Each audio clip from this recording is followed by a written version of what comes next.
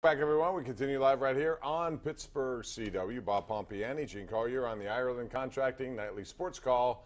Give us a shout at 412-575-2600. That's the number of the Borders and Borders hotline. Let's go out to line 4. That's John and Butler. Hello, John. How are you?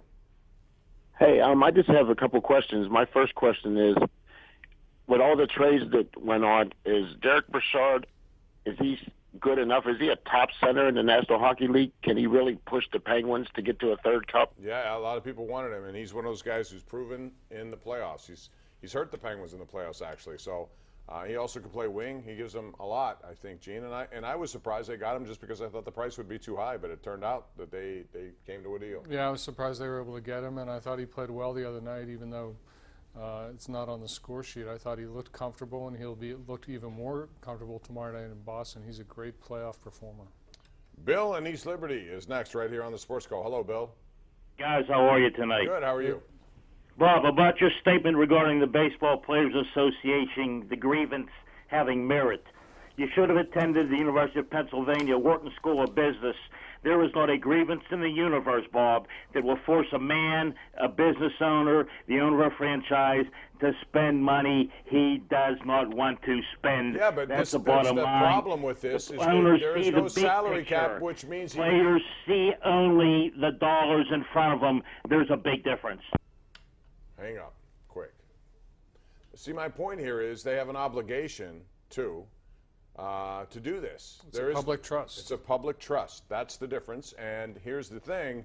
Because they don't have a salary cap, my complaint all along has been there is no obligation to spend because you can make any excuse you want.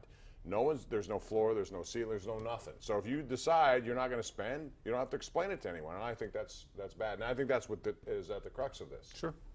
So, all right, line 2. Let's go out to Dan in Indiana. Dan, how are you? Hey, Bob. Thanks. How are you? Good, thanks. Hey, 2 questions. Do you think that it was a mistake for Pitt leaving the Big East? And also, who you mentioned earlier, who do you think the top 4 teams are right now going into the tournament? All right, Thanks. Gene, we'll get Gene's comment first. I don't think they could have avoided that, could they?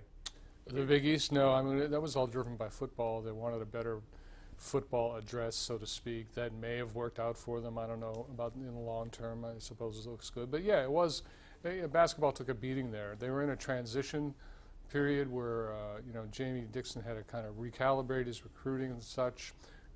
They ran out of patience with that, and it was a big, big mistake.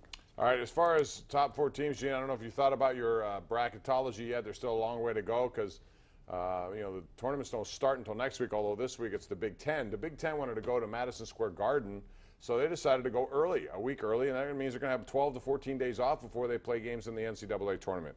The team I think is going to win it all, this is early, but this is what I think, is Purdue. Purdue is a senior-based team with some really outstanding talent. They got inside play. They got tremendous. They have these Edwards kids, the twins, who are really good at what they do.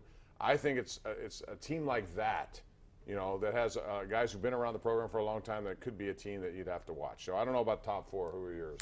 I don't have a top 4. I haven't given it any thought since the FBI investigation started. As soon as the FBI is done, I'll take a look at it. You don't want to pick the FBI. You can. Chances Chances are they're going to win a lot here before it's all FBI, said and done. All right. Angelo in Monroeville. What's up, Angelo?